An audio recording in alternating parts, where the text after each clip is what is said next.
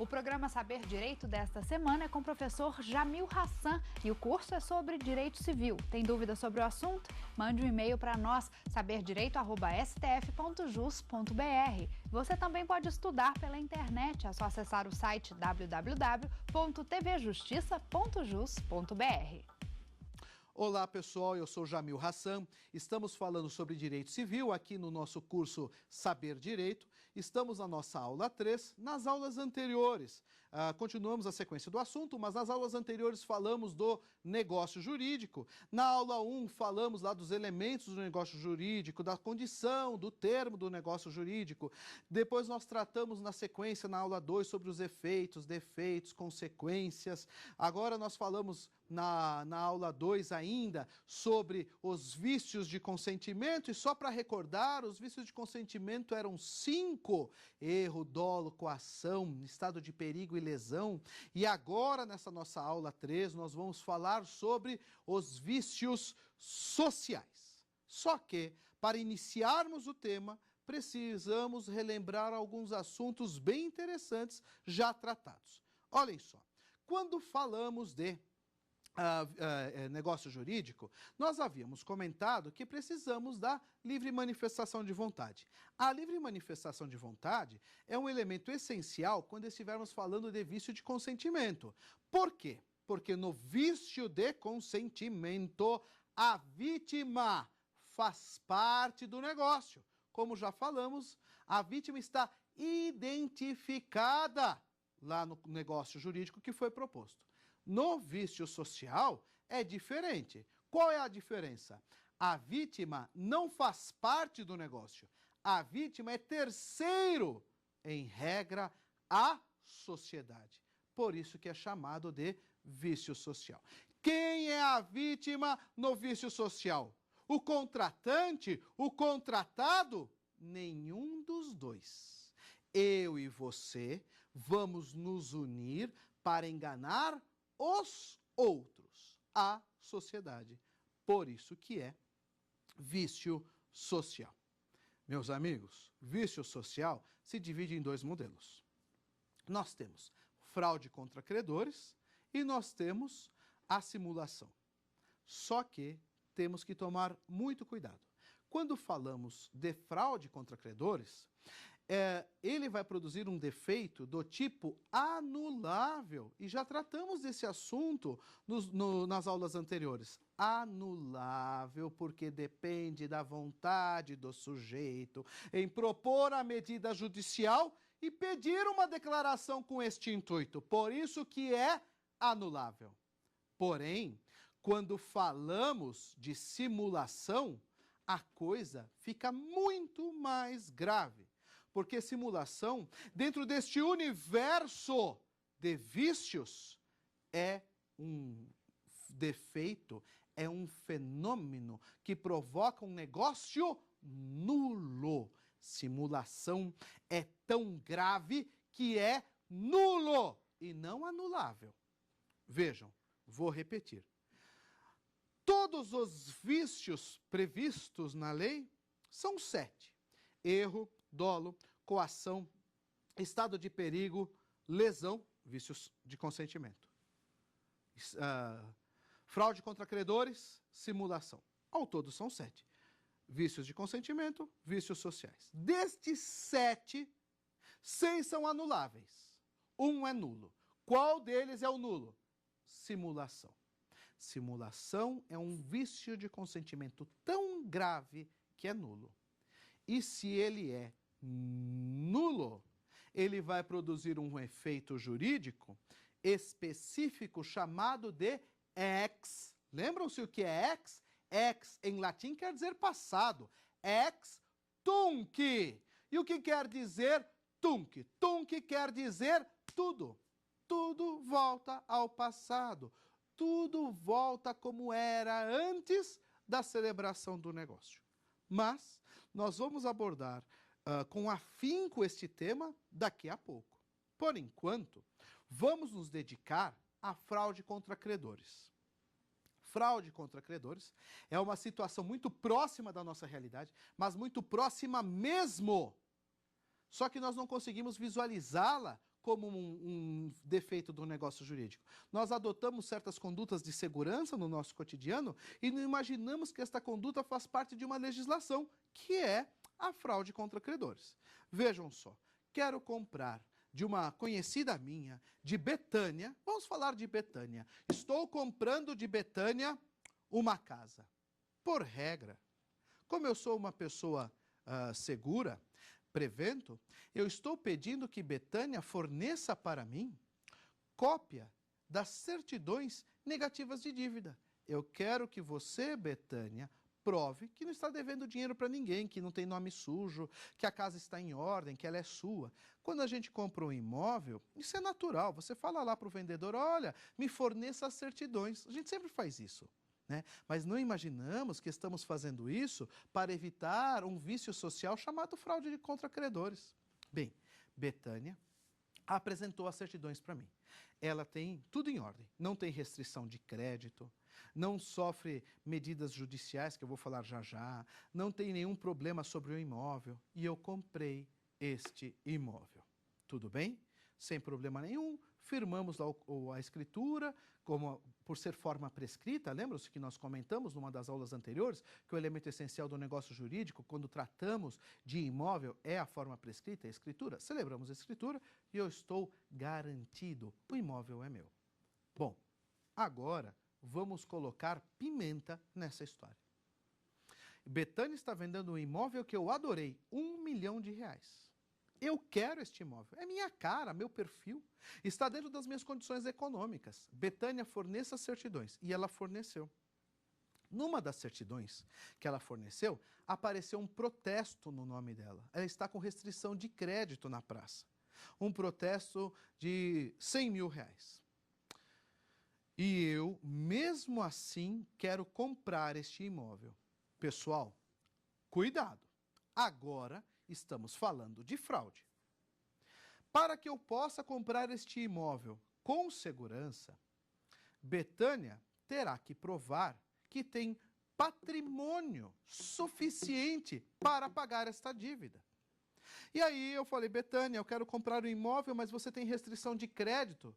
Você tem uma dívida lá, um protesto extrajudicial, um protesto em cartório de R$100 mil. E ela me disse, Jamil, fique tranquilo. Eu tenho uma relação, uma relação de bens que paga esta dívida. Não se preocupe, não sou caloteira. Olha só, eu tenho um iate no meu nome, eu tenho mais 13 imóveis no meu nome, eu tenho um carro no meu nome em valor suficiente para pagar esta dívida. E eu falo, tudo bem, vou comprar. Comprei, sem problema nenhum. Muito embora ela tenha restrição de crédito, eu posso comprar. Não houve problema nenhum. Mas, quando que vai acontecer, então, a fraude? Vamos lá. Agora vamos teorizar um pouquinho. O Código Civil diz, fraude.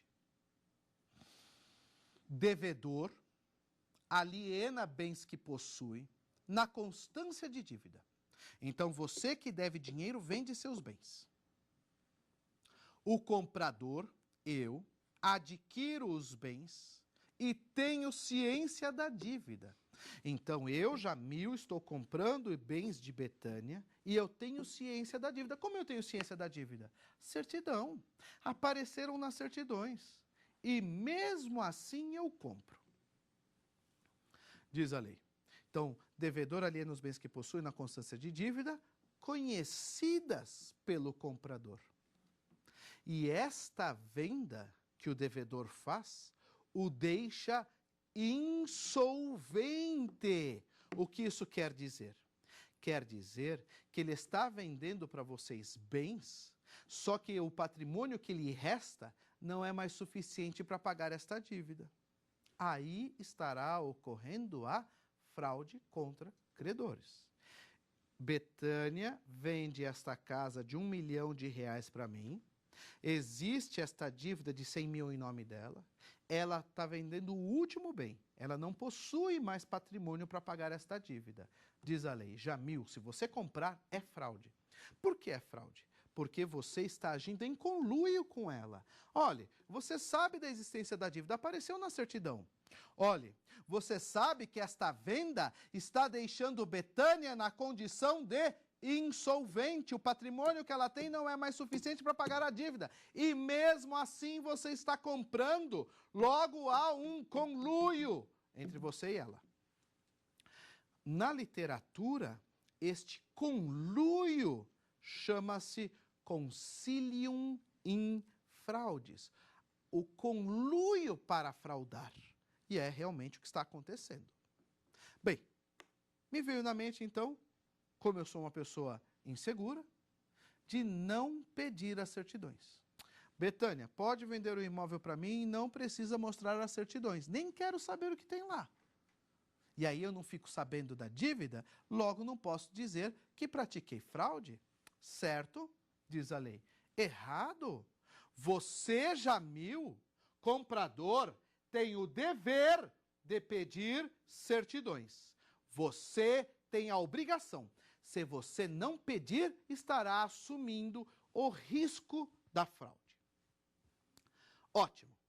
Comprei a casa de Betânia, ela está insolvente.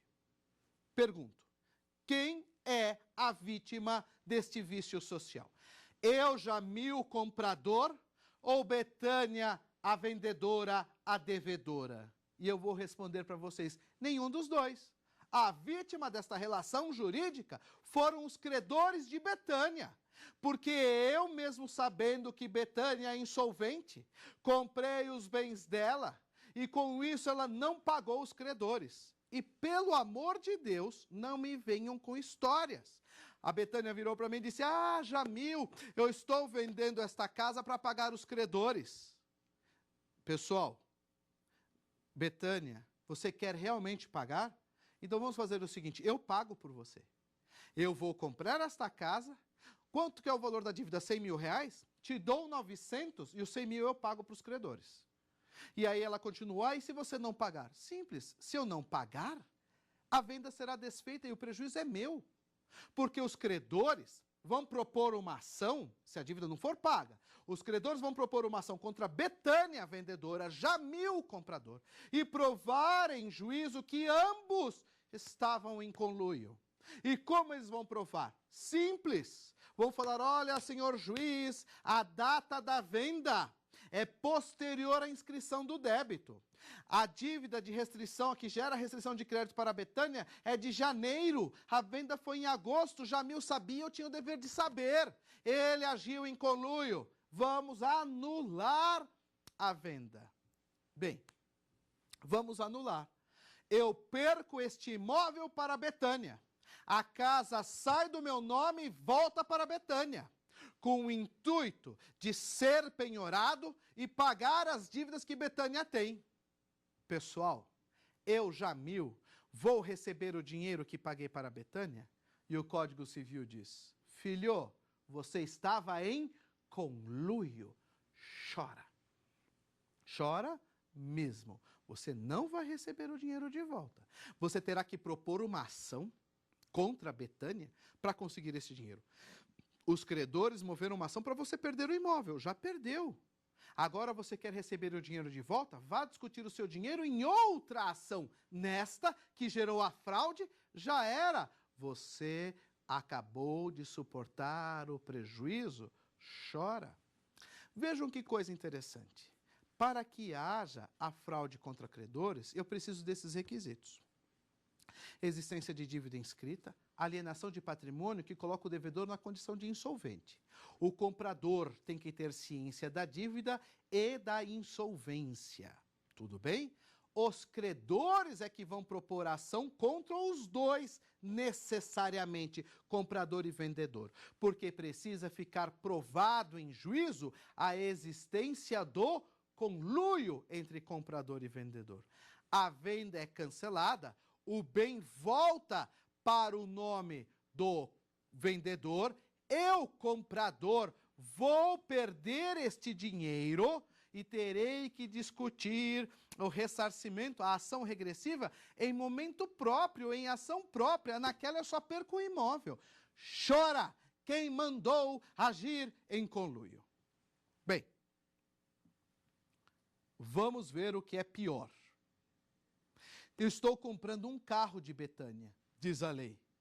peça certidões da mesma forma. Nós só nos preocupamos em pedir certidões sempre que estivermos tratando de bens imóveis, mas saibam que a lei exige que seja qualquer aquisição, inclusive imóveis. Estou comprando um carro, um barco, um jet ski, peça certidões. Se existir dívida, saiba que estaremos falando de fraude. Como se isentar da fraude? Como evitar que a fraude aconteça? Diz a lei. Jamil, você quer comprar a casa de Betânia? Deposite em juízo o valor da aquisição.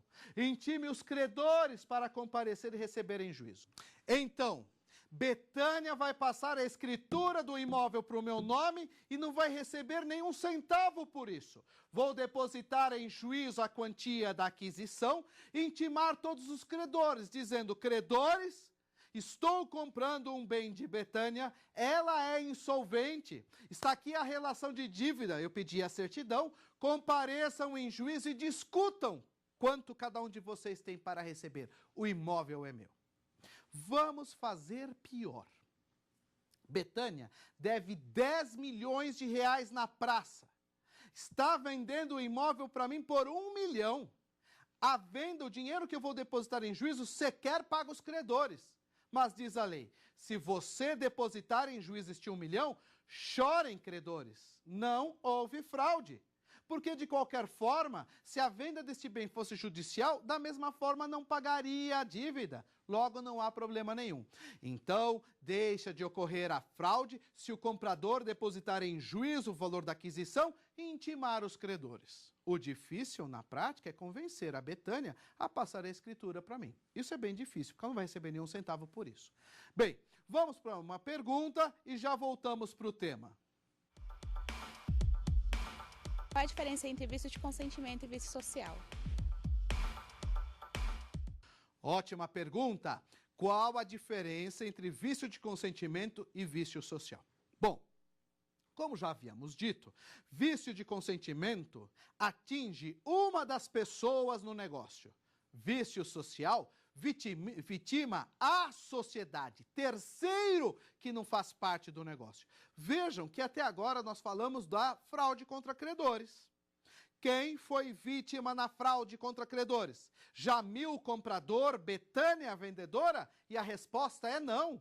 A vítima foi terceiro. Quem é este terceiro? O credor que não faz parte do negócio. Essa é a diferença essencial. No vício social, a vítima é a sociedade, é terceiro não identificado no negócio. Enquanto que no vício de consentimento, a vítima está identificada no negócio. Perfeito. Pessoal, tratando deste assunto, vício social, fraude contra credores, eu preciso chamar a atenção de vocês para um detalhe fenomenal, importantíssimo. O momento em que acontece o vício social, fraude contra credores, e o momento em que tivermos fraude à execução. Na prática, tudo parece a mesma coisa, mas não é. Muito cuidado. Tanto é assim que eu vou chamar a atenção de vocês para um detalhe importantíssimo. Quando falamos de fraude contra credores, os credores devem ajuizar uma ação e provar que houve conluio entre comprador e vendedor. Devem ir lá em juízo e provar que eu, Jamil, tinha condições de saber da dívida, que eu, Jamil, tinha condições de identificar a insolvência de Betânia e mesmo assim comprei o imóvel. Por quê? Porque a vendedora só tinha restrição de crédito. Tudo bem? Agora, se ela, vendedora, estiver respondendo medida judicial, se ela, vendedora, estiver sofrendo ações, aí nós abandonamos a ideia de fraude contra credores e entramos num outro universo totalmente diferente, que é fraude à execução. Qual é a diferença básica entre fraude à execução e fraude contra credores? O momento que está acontecendo. Em que momento aconteceu a venda? Quando houve a venda da casa, só tinha dívida no nome dela? Aí é fraude contra credores. Ah, quando houve a venda, ela já respondia por ações. Fraude à execução.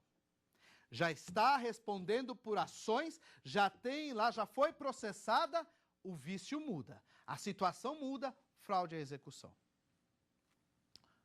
E qual é a consequência? Se for fraude à execução, não há a necessidade de se provar conluio. Na fraude à execução, o juiz só analisa datas. Ele quer saber data do ajuizamento da ação. Na verdade, é a citação do devedor. Data da citação do devedor. Data da alienação. Se Betânia tiver vendido o bem após o ajuizamento da ação, chora. É fraude à execução. Numa decisão interlocutória. Ou seja, o juiz pega o processo de execução, de cobrança que Betânia está sofrendo, analisa as datas e dá uma canetada. Eu, juiz, cancelo a venda. Ponto final. Não há necessidade de provar conluio, fraude, absolutamente nada. É uma questão de datas. Chora. E é devastador, porque é uma decisão chamada de decisão interlocutória. É um fenômeno processual específico. Não há necessidade de ajuizar a ação. O credor vai provar para o juiz as datas de ajuizamento e de venda e o juiz decide que houve fraude à execução ou não. Chora e chora mesmo. É gravíssimo. Tudo bem? A diferença básica entre fraude contra credores e a execução é o momento em que ela está acontecendo, antes ou após ajuizamento da ação. Tudo bem? Bom, vamos para o nosso próximo vício vício social. O próximo vício social é gravíssimo. É de uma gravidade e de uma responsabilidade tamanha que a lei atribui a ela a condição de ato nulo. Dentro de todo esse universo que tratamos, é nulo, ex tunc. Lembram-se? Ex passado, tunc tudo. Tudo volta ao passado como era antes da celebração do negócio. De tão grave que é a simulação. A lei diz, simulação produz um ato nulo e as partes deverão ser devolvidas ao estado anterior à celebração do negócio. E dizer que as partes deverão ser devolvidas ao estado anterior à celebração do negócio, em latim, é a mesma coisa que afirmarmos a expressão status quo ante, devolvidas ao estado anterior ao do negócio. Porque é ato nulo. Simulação é de fácil compreensão, mas é de uma irresponsabilidade tremenda. Diz o Código Civil, simulação.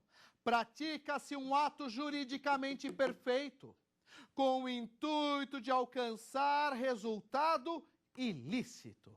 Então, eu e você vamos praticar um negócio com o intuito de alcançar algo indevido. E este negócio que nós vamos praticar vai preencher todos os requisitos da lei. Só que nós vamos fingir que estamos praticando o negócio A para alcançar um resultado ilícito B. Olhem, eu estou abusando da boa-fé da lei. Por isso que o ato é nulo. Eu estou desrespeitando a lei. O resultado pretendido é ilícito. Vamos ver exemplos. Eu vou dar vários exemplos para vocês. Todos exemplos criminosos, ilícitos. Mas vocês guardarão isso com certeza. Jamais vão esquecer. Olhem a situação. Eu tenho um cliente. É tudo hipotético, pelo amor de Deus. Eu tenho um cliente no escritório. Esse meu cliente, vamos chamá-lo por enquanto de senhor Alfa, senhor João. Rico, bonito, não, desculpem, só rico. Feio que é o capeta, arranjou uma amante. A família nem ligou, falou, que ótimo, que ele fique com a amante. Fique lá se divertindo, nos deixe em paz. De repente, esta amante fica grávida. E o problema agora é familiar. Porque a herança terá que ser dividida entre todos. Inclusive a menininha lá, a criança que está nascendo fora da relação conjugal. E a esposa e as filhas, então, dele, os filhos dele, surtam. Dizem, como assim, seu traidor? Você nos traiu. Ter amante não era o problema. Gerar no verdeiro é. Deserde esta criança agora. A família lhe propôs. A pergunta é, há a possibilidade ordinária de deserdar uma criança? Não. O Código Civil trata do assunto deserdação em situações excepcionais. E para que não reste dúvida, as hipóteses em que eu vou deserdar alguém estão no artigo 1962 do Código Civil, 1963 do Código Civil e o artigo 1814 do Código Civil. Esses 3 artigos tratam das hipóteses de deserdação. Nenhuma delas aplicável a uma criança recém-nascida. Mas a esposa assim exigiu. Você vai deserdar aquela menina. Não importa o que tenha que ser feito, vá deserdá-la. Então, resolvemos uma história maluca. Pessoal, tudo mentira, pelo amor de Deus. Mas resolvemos o problema. De que forma? A esposa propôs uma ação de divórcio litigioso, alegando que ele era um galinha, que ele tinha amantes, aquela história toda. Jamais no processo comentamos que ele tinha uma criança fora da relação conjugal. Na audiência preliminar, na audiência conciliatória, não houve acordo. Na audiência de instrução, para dar veracidade, conteúdo a essa grande farsa que havia sido elaborada, foram ouvidas testemunhas. 3 testemunhas de acusação, dizendo que ele tinha amantes, que ele não cumpria com as obrigações matrimoniais, aquela história toda. Foram ouvidas testemunhas de defesa e, no final, antes de dar a sentença, quando já havia encerrado a instrução processual, o juiz fez a última pergunta, dizendo o seguinte: senhores, há a possibilidade de convertermos este divórcio litigioso em consensual? Vamos acabar com a briga, vocês já estão casados há 20 ou 30 anos, para que brigar? Olha, vocês têm filhos. E aí veio a deixa. A ex-esposa respondeu: eu converto em consensual se eu ficar com tudo que nós adquirimos. E aí meu cliente disse: claro, eu te dou tudo, amor. Ou melhor, ex-amor. Eu te entrego tudo. E aí foi elaborado um texto ali na hora, na audiência, e ele abriu mão de 90% do patrimônio. Deixou no nome dele alguns bens. O juiz olhou para o membro do Ministério Público, que estava ali presente, e perguntou: doutor, o senhor concorda com os termos deste acordo? E o membro do MP disse: sim, eu concordo. E por último o juiz diz: homologo o acordo proposto para que produza seus efeitos legais. Vejam, meu cliente nunca quis se separar da ex-esposa. Ele usou este processo de divórcio judicial litigioso com o intuito de desviar bens do nome dele e frustrar a futura herança que aquela filha que ele teve fora do casamento pudesse vir a receber. Então, ele praticou um ato juridicamente perfeito, preenchendo todos os requisitos fixados em lei para o divórcio litigioso. Contratou advogado, propôs ação, houve audiência, ouviu testemunhas, fez acordo, homologou, expediu-se a carta de sentença, foi averbada, tiraram os bens do nome dele. Mas a pergunta é: era isso mesmo que ele queria? E a resposta é não, não era isso que ele buscava. O que ele buscava, na verdade, era deserdar uma criança. A finalidade, o objeto é ilícito. Isto é simulação. E diz a lei, de tão grave que é ato nulo. Não existe prazo para você invocar o ato. Ele é nulo e ponto final. A qualquer momento poderá ser desfeito pelo juiz, pelo membro do MP nos processos que ele interviu, pelo terceiro prejudicado, e nesse nosso exemplo, o terceiro prejudicado é a criança, logo o representante dessa criança que vai propor ação e pedir anulação em juízo, porque é um absurdo. Vamos ver outro exemplo? Vou falar de mamãe. Ah, mamãe. Mamãe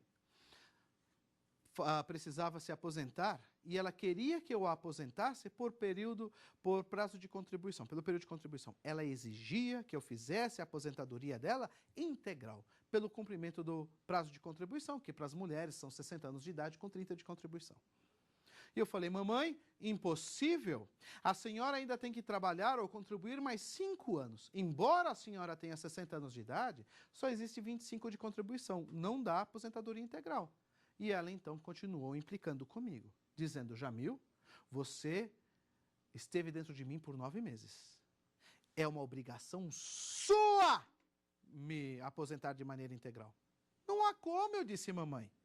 Não tem como, mamãe. E ela falou, se vire. Tudo bem. Liguei para um amigo meu. Disse, João, posso propor uma reclamação trabalhista contra a sua empresa, alegando que mamãe trabalhou sem registro esses últimos 5 anos que faltam para ela completar o período de contribuição para o INSS? E ele falou, sim, propõe a ação. Bem, propus uma reclamação trabalhista contra a empresa dele, alegando falsamente que minha mãe trabalhou lá naquela empresa os 5 anos que faltam para a contribuição. Na audiência, ele confessou, dizendo, sim, ela trabalhou sem registro na minha empresa. E aí o juiz condenou. Condeno a empresa a fazer a anotação do vínculo empregatício na carteira de trabalho, assim como condeno a empresa nas verbas trabalhistas decorrentes e recolhimento do INSS do período. E assim foi feito. Recolheu-se o INSS do período, fez a anotação na carteira de trabalho e eu, agora, na posse da carteira de trabalho de mamãe e na sentença judicial que reconhece o vínculo, fui até o INSS e disse, aposente mamãe. Porque mamãe cumpriu todas as exigências legais para isso. E o INSS olhou e disse, olha, querido, até queríamos aposentar, mas já estamos carecas desse tipo de simulação. Nós já sabemos que sua mãe não trabalhou lá. E aí o INSS, que é vítima dessa relação, vai propor uma ação para provar que minha mãe não trabalhou lá. Como? Não sei.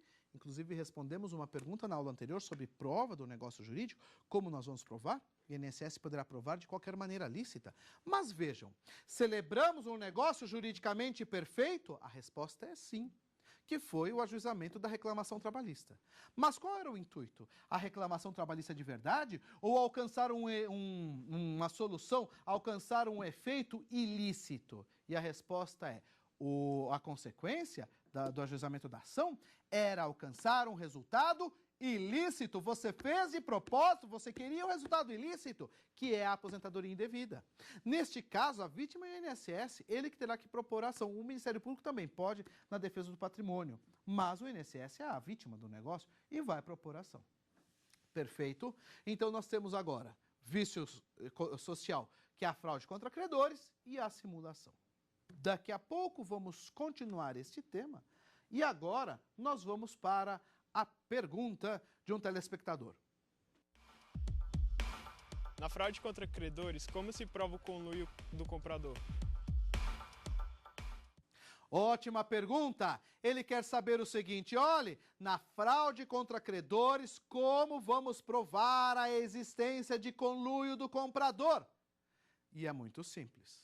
O conluio fica comprovado a partir do momento em que o comprador passou a ter ciência da existência de dívidas em nome do vendedor ou passou a ter a obrigação de saber que essas dívidas existiam. Na fraude contra credores, o conluio é muito simples para ser comprovado. O conluio se prova com a exibição de certidões.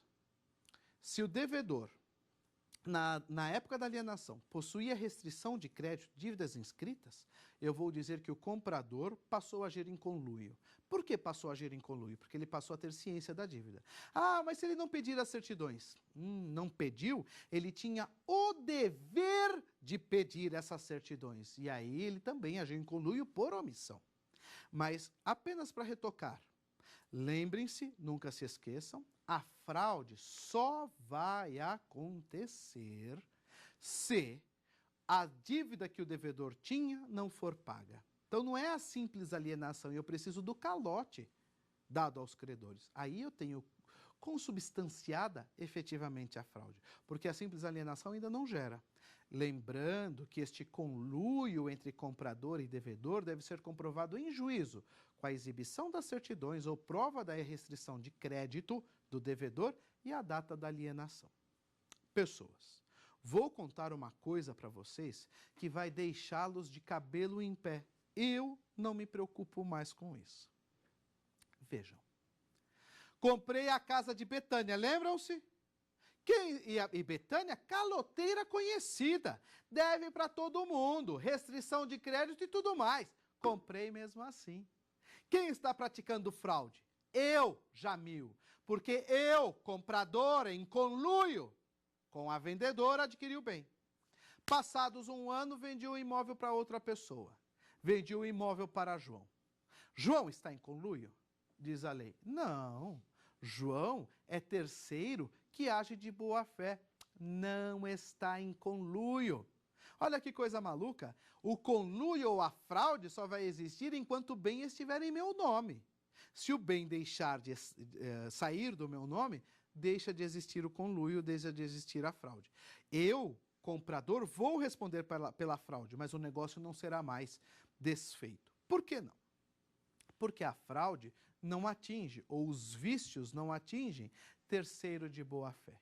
Não há prejuízo a terceiro de boa fé. Só que vou contar mais um segredo. Quando eu comprei a casa de Betânia, esta casa ficou em meu nome por 1 ano. Depois eu vendi para João. João pede certidões de quem?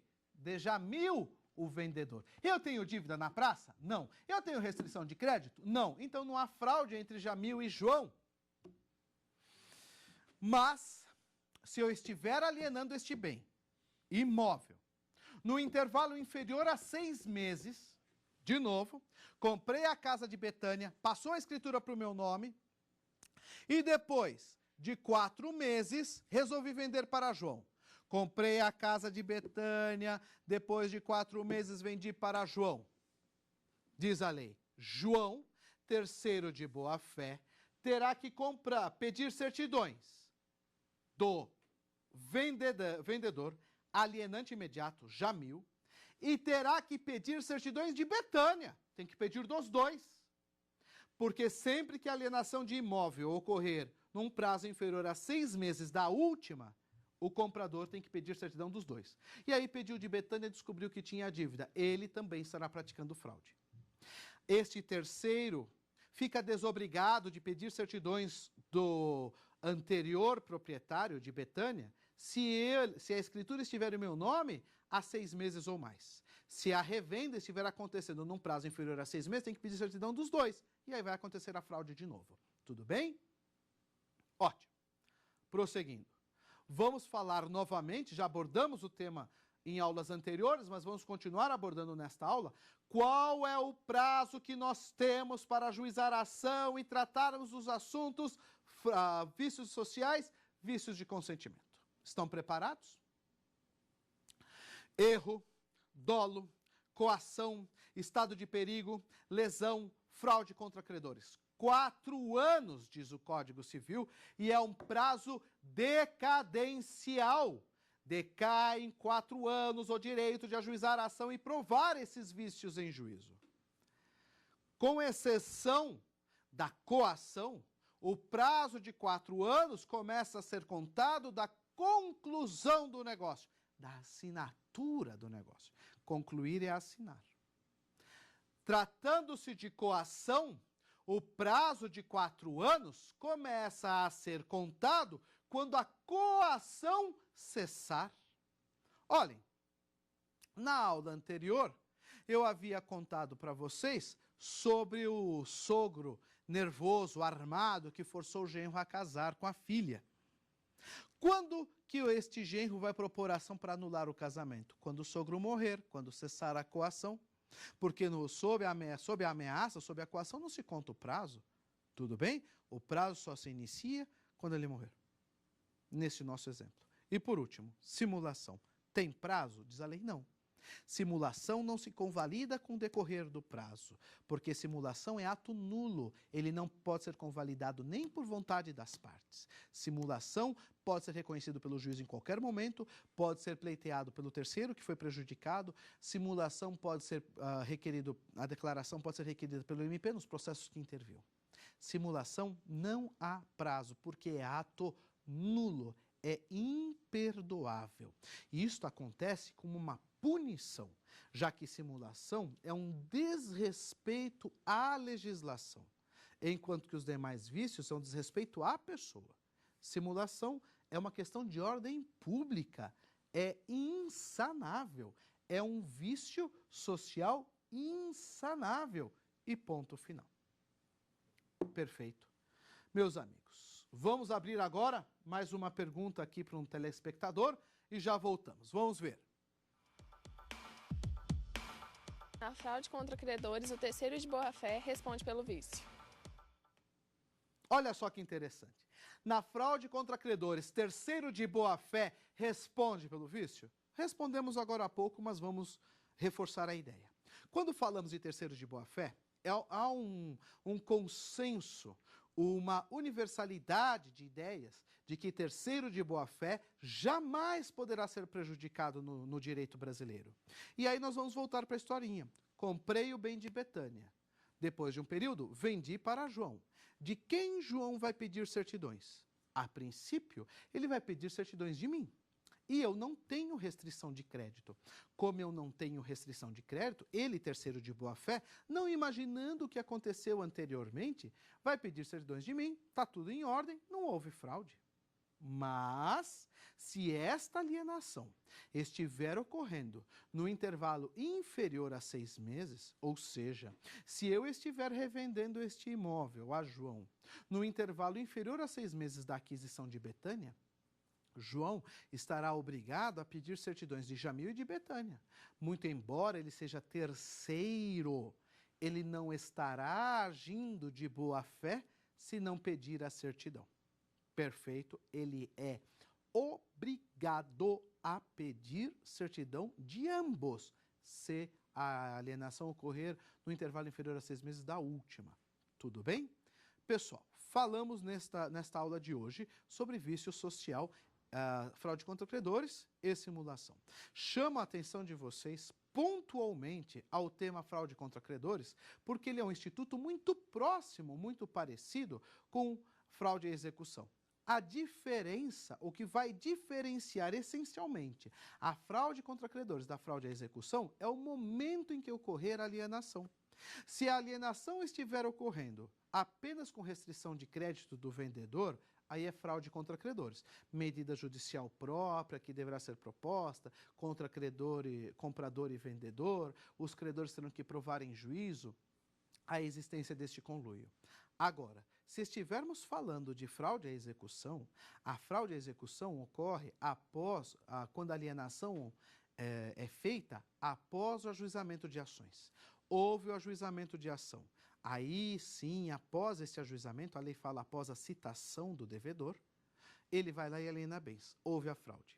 Só que esta fraude à execução só se materializa, o juiz só vai dizer que ocorreu a fraude lá na frente no processo, lá no finalzinho do processo, na fase de execução. Então, a Betânia vendeu esta casa para mim, a ação está correndo, ela ganhou a ação, não foi condenada em absolutamente nada. Houve fraude à execução? A princípio, não. Versão 2.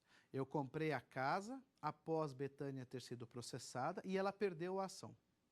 A fraude vai acontecer, a fraude à execução vai acontecer quando o juiz intimar Betânia a pagar a dívida e ela não pagar.